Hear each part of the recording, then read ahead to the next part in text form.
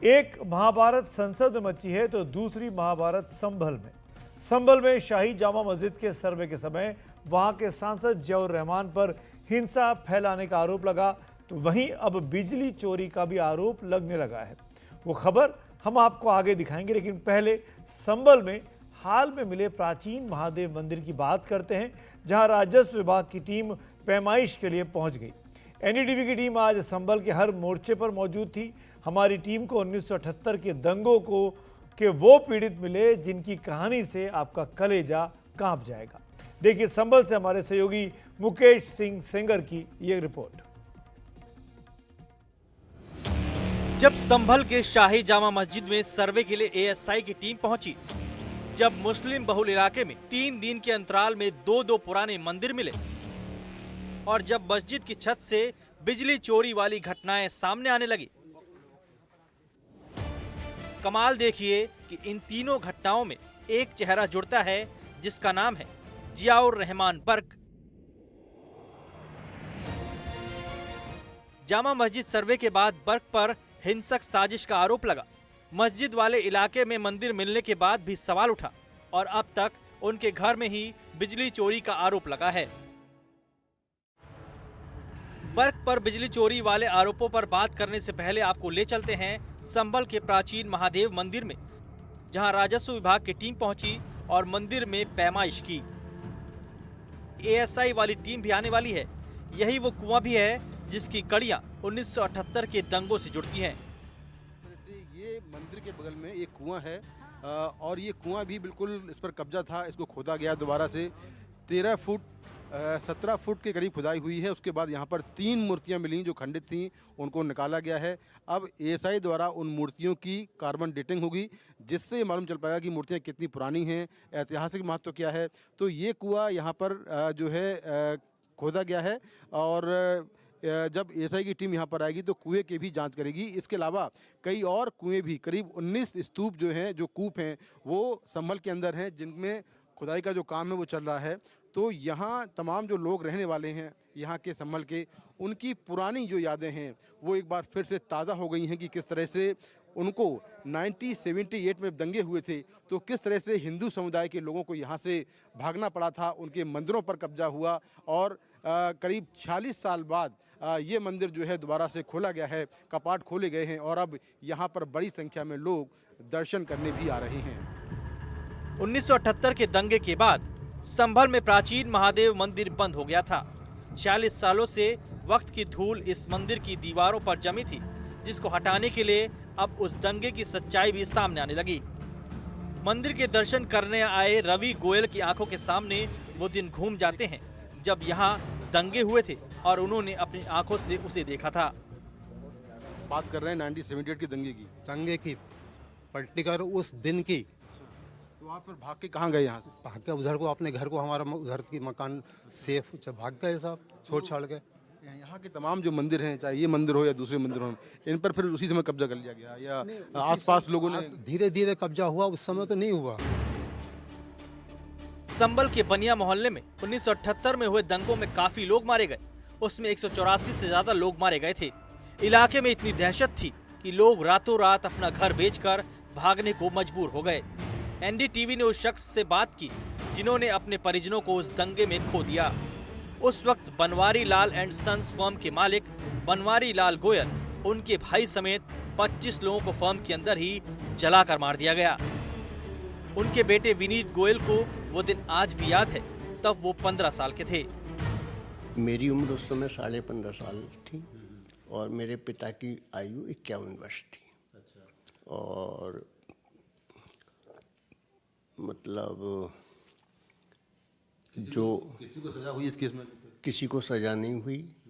मेरे कज़न थे श्री ओम प्रकाश गर्ग एडवोकेट, उन्होंने उस केस को बहुत उससे लड़ा निर्भीकता के साथ, लेकिन दुर्भाग्यवश 92-93 में उनकी भी डेथ हो गई। उसके बाद इस केस में मुसलमानों द्वारा भी प्रेशर डालना जारी रहा कि इसको कंप्रोमाइज़ करो, ख़त्म करो, ये करो, और जो गवाह और थे भी वो भी डर की वजह से आगे नहीं आ रहे थे। धीरे धीरे ये केस जो है वो ख़त्म हो गया। हालांकि जज ने भी उसके ऊपर बहुत वैसी टिप्पणी करी थी कि मुझे दुख हो रहा है कि मैं इस तरीके के केस को मुझे बंद करना पड़ा। योगी सरकार ने फिर से वो फाइल खोल दी है जिसमें 1978 के दंगों के जख्म दर्ज हैं। संभल से मुकेश सिंह सेंगर की रिपोर्ट, एनडीटीवी इंडिया। संभल के ही समाजवादी पार्टी के सांसद हैं जियाउर रहमान बर्क। उनको संभलने का मौका नहीं मिल रहा है। एक तरफ संभल में माहौल बिगाड़ने का आरोप अदालतों तक उनका पीछा कर रहा है, तो वहीं एक और मामला उनके खिलाफ अब खुल गया है। संभल में सांसद महोदय के घर में बिजली चोरी का मामला सामने आने के बाद उनकी मुश्किलें और बढ़ गई हैं। देखिए संभल से मेरे सहयोगी मुकेश सेंगर की ये ग्राउंड रिपोर्ट। संभल से समाजवादी पार्टी के सांसद जियाउर रहमान बर्क को हिंसा भड़काने के आरोपों का झटका लग ही रहा था कि एक झटका बिजली का लग गया। उनके खिलाफ एक फाइल और खुल गई है और वो है बिजली चोरी की। तो उनके परिसर पे जो है लोड चेक किया, क्योंकि माननीय सांसद जी के घर पर हम लोगों ने 2 दिन पहले ही स्मार्ट मीटर लगाया, तो उसमें खपत ज़्यादा था और डिमांड भी अधिक है। और विगत 6 महीने का इनका बिल जो है 0 यूनिट का था, जिसके आधार पर हम लोगों ने स्मार्ट मीटर लगाया था। आज परिसर पर लोड चेक किया गया तो कुल 16.5 किलोवाट का लोड था। अच्छा सर, जो स्मार्ट मीटर लगाए थे और उसके पहले जो मीटर लगे थे, जो आप बता रहे हैं, क्या उन मीटरों में टेम्परिंग हुई थी? पुराने मीटरों में टेम्परिंग थी जो कि हमारी रिपोर्ट में आया, उसी के आधार पर FIR की गई। दीपासराय इलाके में सपा सांसद जियाउर रहमान बर्क के घर बिजली चेकिंग करने पहुंची बिजली विभाग की टीम। उन्होंने पाया कि जितने इलेक्ट्रिक उपकरण घर में हैं, उसके हिसाब से मीटर में रीडिंग कम आ रही है। बर्क के घर में बिजली कनेक्शन 2 किलोवाट का लिया गया है, जबकि 16.5 किलोवाट का लोड था। बर्क के घर में 14 पंखे, 28 LED bulb, 2 TV, 3 exhaust fan, 3 fridge, 1 geyser, 1 coffee maker, 1 microwave oven और 3 स्प्लिट AC लगे हैं। जियाउर रहमान बर्क परिवार से जुड़े लोगों का कहना है कि घर में 2-2 किलोवाट के 2 बिजली मीटर लगे हैं। इसके अलावा 10 किलोवाट का सोलर पैनल लगा हुआ है और 5 किलोवाट का जनरेटर घर में लगा है। कहना ये है कि जो मीडिया है वो आम लोगों की जो बातचीत है, जो उनकी बात है, उसको नहीं रख रही है। फिलहाल यहाँ पर संभल पुलिस के साथ में जो बिजली विभाग की टीम हो यहाँ पर आई थी और यहाँ पर जांच की है। और एलिगेशन ये है कि जो सांसद महोदय हैं उनके घर में बिजली चोरी हो रही है। फिलहाल संभल में अलग अलग जो मामले हैं, चाहे वो मंदिर मिलने का मामला हो, मस्जिद में हिंसा का मामला हो, इन तमाम मामलों को लेकर जो है लगातार कोई ना कोई जो कार्रवाई है वो लगातार जारी है। अभी बर्क एक तरफ हिंसा वाले मामले में फंसे हैं तो दूसरी तरफ बिजली वाले मामले में भी फंसते दिख रहे हैं। सांसद जियाउर रहमान और उनके पिता पर 2 अलग अलग केस दर्ज हैं। सांसद पर बिजली चोरी का मामला दर्ज हुआ है, वहीं उनके पिता पर बिजली विभाग के कर्मचारियों को धमकाने का मुकदमा दर्ज हुआ। बर्क के घर बिजली जांच के लिए गए अधिकारियों का कहना है कि सांसद के पिता ने उनको धमकी दी। जब हमने परिसर में अपने जो नॉर्मल उनके विद्युत उपकरण है, जब उनको चेक कर रहे थे, तो उसी समय जो है जो अपने माननीय सांसद जी हैं, उनके जो है फादर के ने बोल दिया था कि तुम लोग भी इंसल्ट कर रहे हो और आगे जो है तुम हमारी वीडियो बना रहे हो, तुम्हारी भी वीडियो बन रही है। अच्छा, अब सरकार बदलेगी तो आपका कबाड़ कर देंगे। एक आवाज़ हम देंगे तो अभी पूरा दीपासराय यहीं खड़ा होगा और आपके खिलाफ भी कार्रवाई की जाएगी। आप हमारी वीडियो बना रहे हैं, हम आपकी बना रहे हैं, आप लोगों की भी FIR कराएंगे। सांसद जियाउर रहमान बर्क के घर का बिजली कनेक्शन काटा जाएगा, लेकिन उससे ज्यादा उनके सामने अदालती चक्करों का खतरा मंडरा रहा है। अब समाजवादी पार्टी कह रही है कि अधिकारी जरा संभल कर रहें, नहीं तो अंजाम अच्छा नहीं होगा। जिन लोगों के इशारे पे ये काम हो रहा है,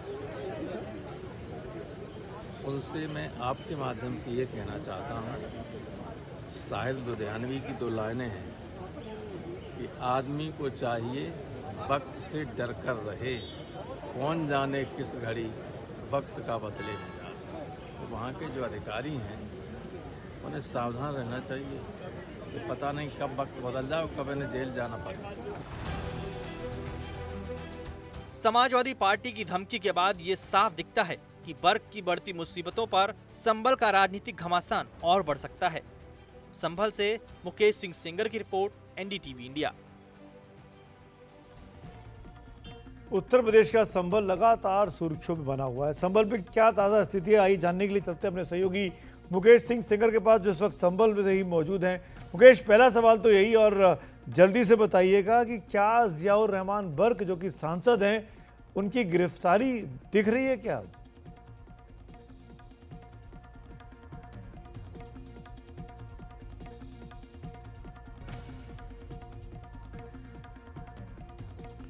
मुकेश, क्या आप सुन रहे हैं?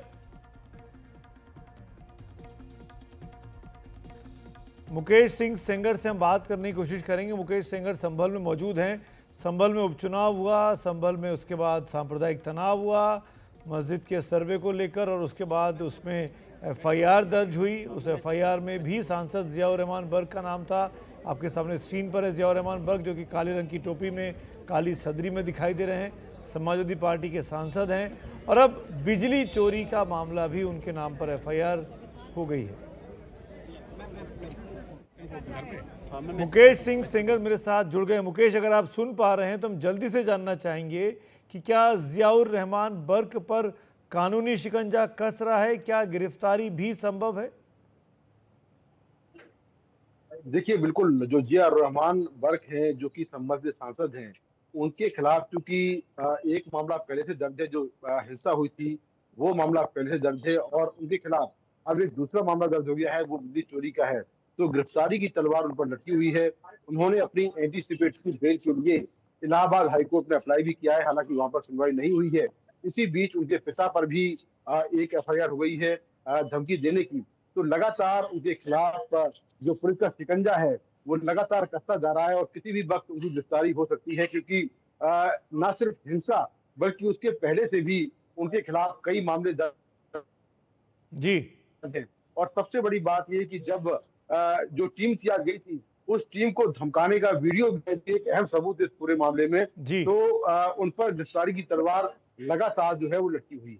चलिए, शुक्रिया मुकेश इस अपडेट के लिए। Thank you so much Mukesh, वहाँ से आपने रिपोर्ट फाइल की, इसलिए थैंक यू सो मच।